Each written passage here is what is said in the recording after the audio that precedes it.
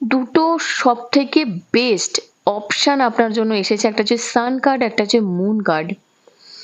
Emotionally আপনার যে প্রবলেমগুলো ছিল সেখান থেকে কিন্তু আপনি বেরোতে বেরোতে সময় হবে, পারবেন আপনি বেরোতে।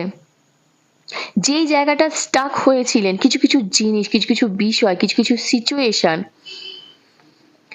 একটা ব্লাইন্ড ফোল্ডেড ব্যাপার থাকে জানেন তো, যে হ্যাঁ এগুলো করলে বোধহয় সিচুয়েশনটা চেঞ্জ হবে, এগুলো করলে বোধহয় ও আমাকে আরো বেশি করে ভালোবাসবে, এগুলো করলে বোধহয় আবার সিচুয়েশনটা, আবার রিলেশনটা আবার আগের মতো হয়ে যাবে।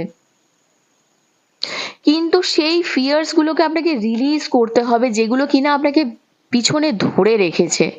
রিলেশনশিপ মানে শুধু কি জানেন তো, নিজের সবকিছুটা দেওয়া নয়, তার দিক থেকেও কতটা আসছে সেটা আপনাকে বুঝতে হবে বন্ধু। তার সঙ্গে সানের এনার্জি আছে, আপনি নিজেকে নতুন